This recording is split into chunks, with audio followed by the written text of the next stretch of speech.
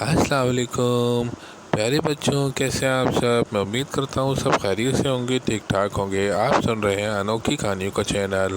آج میں آپ کو نئی کہانی سناؤں گا جس کا نام ہے قلعے کا بوڑھا۔ ایک گاؤں میں 1 میل دور پرانے کھنڈرات تھے۔ ان کھنڈرات میں ایک قلعہ بھی تھا جو انتہائی خستہ حالت میں تھا۔ ایسا لگتا تھا کہ اب گرا کے تب گرا۔ یہ قلعہ برسوں سے واقع تھا۔ آندھی طوفان بارشوں نے اس کا کچھ نہیں بگاڑا تھا۔ لوگوں کا خیال تھا کہ یہ قلعہ آج سے بھی ہے، تبھی ابھی تک قائم تھا۔ اس قلعے کے برعکس جو مختلف مکانات تھے وہ آہستہ آہستہ مٹتے جا رہے تھے۔ گاؤں کے لوگ ان کھنڈرات سے قریب سے گزرتے ہوئے بھی گھبراتے تھے کہ کہیں ان کھنڈرات کا بھوت ان کے اوپر نہ حملہ کر دے۔ عمران ایک فوجی تھا جو چھٹیوں پر اپنے گاؤں جا رہا تھا۔ اس گاؤں سے آگے ایک چھوٹا گاؤں جمال گوٹ تھا۔ وہاں جانے کے لیے کوئی سفری سہولت موجود نہیں تھی۔ گاؤں جانے کے لیے لوگ گھوڑے کا استعمال کرتے یا پیدل سفر کرتے۔ بس نے عمران کو ایک نزدیکی اسٹاپ پر اتار دیا۔ وہاں عمران پیدل سفر کر رہا تھا۔ اچانک موسم تبدیل ہو گیا۔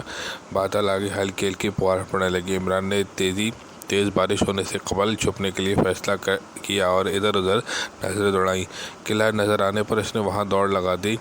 عمران جیسے ہی قلعے میں داخل ہوا، بارش تیز ہو گئی۔ اس نے اپنے دل میں اللہ تعالیٰ کا شکر ادا کیا کہ اس نے بروقت جو فیصلہ کیا وہ درست کیا، ورنہ جس قدر تیز بارش ہو رہی تھی کہ اس میں عمران کو جانی و مالی نقصان پہنچ سکتا تھا۔ درختوں کی شاخیں ٹوٹ ٹوٹ کر فضا میں ایسے اڑ رہی تھی جیسے ہوائی جہاز اڑ رہے ہیں۔ وہ شاخیں کسی انسان کو لگ جائیں تو اسے شدید زخمی کیے بغیر نہ چھوڑیں۔ عمران نے پہلے خود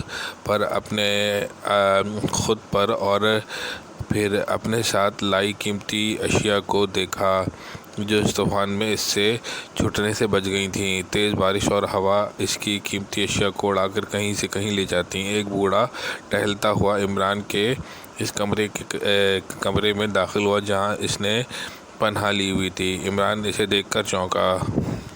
وہ بوڑھا ایک پرسرار شخص لگ رہا تھا۔ اس کے ہاتھ میں ایک لالٹین تھی۔ گھبراؤ نہیں نوجوان، یہ بارش خطرناک ضرور ہے مگر اس قلعے میں تم اس بارش سے محفوظ رہو گے، اس بوڑھے نے کہا۔ جی ہاں عمران نے کہا۔ تمہیں کسی بھی قسم کی چیز کی ضرورت پیش آئے تو مجھے بلا جھجک کہہ دینا۔ ٹھیک ہے، میں کہہ دوں گا۔ کیا تم یہاں اس قلعے میں رہتے ہو؟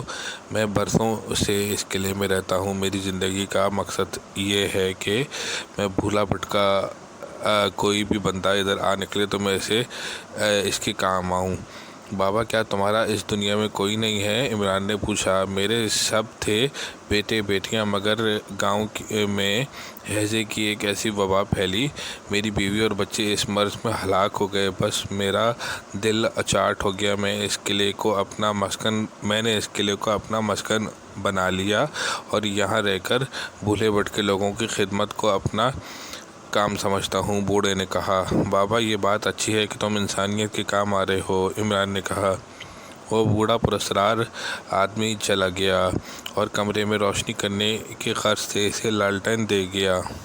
کئی گھنٹے گزر گئے، بارش تھمنے کا نام ہی نہیں لے رہی تھی۔ عمران سوچ رہا تھا کہ اگر یہ آسیبی قلعہ نہ ہوتا تو وہ اس طوفانی بارش میں کہاں پناہ لیتا۔ رات ہونے پر اسے بھوک ستانے لگی۔ اس پرسرار بوڑھے شخص کا بھی کچھ پتہ نہیں تھا۔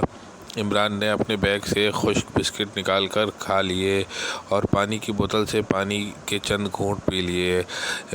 رات کی تاریکی بڑھنے پر عمران نے لالٹین کی روشنی جلائی جس سے کمرے میں تاریکی دور ہو گئی اور کمرہ روشن ہو گیا۔ رات گئے، بارش تھم چکی تھی۔ اچانک قلعے کے اندر کسی کمرے میں چیخنے چلانے کی آوازیں آنے لگیں۔ عمران کا تجسس بڑھا۔ وہ خاموشی سے آواز پیدا کیے آوازوں کی سمت بڑھا۔ آوازیں ایک کمرے کے اندر سے آ رہی تھیں۔ عمران نے کمرے کے اندر اس طرح جھانکا کہ کمرے والوں کو اس پر نظر نہ پڑے۔ کمرے کے اندر بد شکل قسم کی 3 عورتیں اور وہ پرسرار بوڑھا موجود تھے۔ بوڑھا غصے سے چیخا، بے وقوف چڑیلوں، وہ میرا شکار ہے۔ پہلے میں اس کا خون پیوں گا، پھر تم اس کے گوشت پر جھپٹنا۔ تم ہر دفعہ یہی کرتے ہو، خود مسافر کا خون پیتے ہو اور اس کا گوشت ہمیں کھانے کے لیے دے دیتے ہو۔ ایک چڑیل بولی، کیا کروں؟ میری خوراک خون ہے، میں خون پی کر جی سکتا ہوں، تم بغیر خون پیے بھی جی سکتی ہو۔ پیارے بچوں، آج کے لیے خوفناک قلعے کی کہانی یہیں تک۔ اب اگلی ایپیسوڈ میں آپ کو اس کا آخری حصہ سناؤں گا۔ اگر آپ کو میری کہانی لگے تو کمنٹس میں اپنی رائے کا اظہار کیجیے، اور انوکھی کہانیاں 786 کو سبسکرائب کیجیے، لائک کیجیے۔ السلام علیکم۔